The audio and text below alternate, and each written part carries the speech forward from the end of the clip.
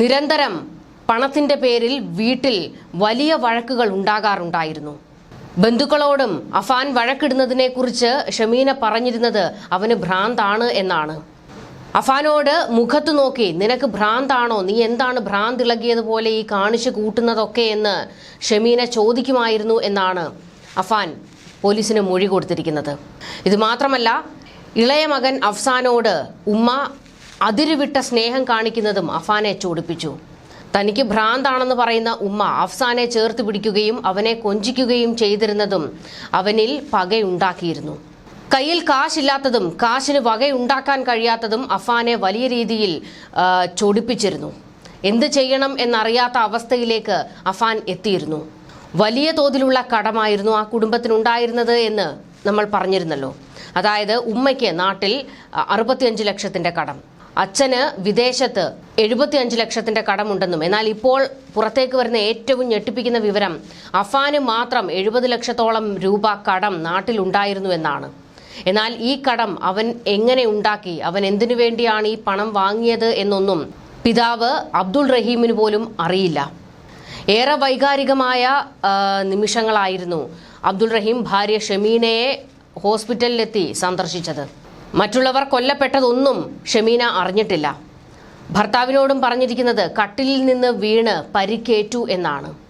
നെഞ്ചു വിങ്ങിപ്പൊട്ടിയാണ് ഷമീനയുടെ അരികിൽ റഹീം ഇരുന്നത്. ബന്ധുക്കൾ മാധ്യമങ്ങളോട് പറഞ്ഞതാണ്. ഇളയ മകൻ അഫ്സാനെ കാണണമെന്ന് ഷമീന വാശി പിടിക്കുകയാണ്. എന്നാൽ മൂത്ത മകൻ തൻ്റെ സഹോദരനെ കൊലപ്പെടുത്തി എന്ന് പോലും ഷമീനയ്ക്ക് അറിയില്ല. തൻ്റെ രണ്ടാമത്തെ മകൻ ജീവനോടെ ഈ ലോകത്തില്ല എന്ന് ഷമീന ഇതുവരെ അറിഞ്ഞിട്ടില്ല. എന്നാൽ അതറിയുമ്പോൾ ഷമീന എങ്ങനെ പ്രതികരിക്കും, എങ്ങനെ അവരെ ആശ്വസിപ്പിക്കണം എന്നറിയാതെ റഹീമും ബന്ധുക്കളും നൊമ്പരപ്പെടുകയാണ്. ഇത് മാത്രമല്ല, അഫാനെയും ഷമീന അന്വേഷിച്ചു. ഷമീനയുടെ ആരോഗ്യനിലയിൽ പുരോഗതിയുണ്ടെന്നും ബന്ധുക്കൾ ഇപ്പോൾ വ്യക്തമാക്കിയിട്ടുണ്ട്. അടുത്ത ദിവസങ്ങളിലൊന്നും അഫാനെ ഫോണിൽ വിളിച്ചിട്ട് കിട്ടിയില്ല എന്നാണ് അബ്ദുൾ റഹീം പറയുന്നത്. ഇടയ്ക്കൊക്കെ കാശിന് വേണ്ടി ഭാര്യയുടെ അടുത്ത് വഴക്കുണ്ടാക്കാറുണ്ടായിരുന്നു. അതേക്കുറിച്ച് ചോദിച്ചപ്പോൾ അവന് ഭ്രാന്താണ് എന്ന ഒഴുക്കൻ മറുപടിയാണ് ഭാര്യ പറഞ്ഞതെന്നും റഹീം ഇപ്പോൾ വെളിപ്പെടുത്തിയിട്ടുണ്ട്.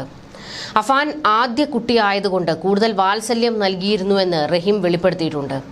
അവനെ ഉൾപ്പെടെയാണ് സന്ദർശക വിസയിൽ സൗദിയിൽ കൊണ്ടുവന്നത്. 10 മാസത്തോളം റിയാദിലൊപ്പം ഉണ്ടായിരുന്നു. കാറ്ററിങ്ങിനും മറ്റും പോയി അവൻ സ്വന്തമായി പണം സമ്പാദിച്ചിരുന്നു. അതവൻ്റെ കാര്യങ്ങൾക്കെടുക്കും. അടുത്ത ദിവസങ്ങളിലൊന്നും അവനെ ഫോണിൽ കിട്ടിയതേയില്ല. ഇളയ മകന്റെ മരണമാണ് ഏറെ സങ്കടകരം. അവന്റെ ഫോട്ടോ നോക്കിയിരുന്ന് വിതുമ്പുന്ന കാഴ്ച കാണാൻ കഴിയുന്നതല്ല എന്ന് റഹീമിന്റെ ഒപ്പം ഉണ്ടായിരുന്ന നാസ് വക്കം പറഞ്ഞത്. അവൻ ഇഷ്ടമുള്ള മന്തി വാങ്ങിക്കൊടുത്തിട്ടാണ് കൊന്നത്. അവനെ വെറുതെ വിടാമായിരുന്നില്ലേ എന്ന് ദമാമിൽ വെച്ച് റഹീം വിതുമ്പലോടെ ചോദിച്ചുകൊണ്ടേയിരുന്നുവെന്ന് അടുപ്പക്കാരും പറയുന്നുണ്ട്. അഫാൻ ഉണ്ടായത് വലിയ കടമാണ്. നാട്ടിൽ 14 പേരിൽ നിന്നായി വാങ്ങിയത് 70 ലക്ഷം രൂപയാണ്. ഒരാളിൽ നിന്ന് വാങ്ങി മറ്റൊരാൾക്ക് കടം വീട്ടലാണ് ചെയ്തിരുന്നത്. വീട് വിറ്റ് കടം വീട്ടാനും ശ്രമിച്ചു. കടം കൈകാര്യം ചെയ്തത് ഉമ്മ ഷമീനയും അഫാനും ഒരുമിച്ചായിരുന്നു. കടക്കാർ പണം തിരിച്ചു ചോദിച്ചതും പരിഹസിച്ചതും പ്രകോപനത്തിന് കാരണമായത്. അച്ഛന്റെ സഹോദരൻ ലത്തീഫ് നിരന്തരമായി ഉമ്മയെ കുറ്റപ്പെടുത്തിയിരുന്നുവെന്ന് അഫാൻ മൊഴി നൽകിയിട്ടുണ്ട്. ഇതുമാത്രമല്ല, അഫാൻ ആഡംബര ജീവിതമാണ് നയിച്ചിരുന്നത്. മൊബൈൽ ഫോണും അതുപോലെ തന്നെ ബൈക്കും ഒക്കെ അഫാൻ ഉണ്ടായിരുന്നു. പലപ്പോഴും വീട്ടിൽ ബഹളമുണ്ടാക്കിയും വഴക്കുണ്ടാക്കിയും ആത്മഹത്യാ ശ്രമം നടത്തിയുമൊക്കെയാണ് ഫോണും ബൈക്കുമൊക്കെ വാങ്ങിയിരുന്നത്. എന്നാൽ പിന്നീട് കടം കയറിയതോടെ ഇതെല്ലാം വിറ്റ് ആ പണം ഗൾഫിലുള്ള അച്ഛന് തന്നെ തിരിച്ചയക്കേണ്ടി വന്നിരുന്നു. ഇതെല്ലാം അഫാനെ ചൊടിപ്പിച്ചിരുന്നു.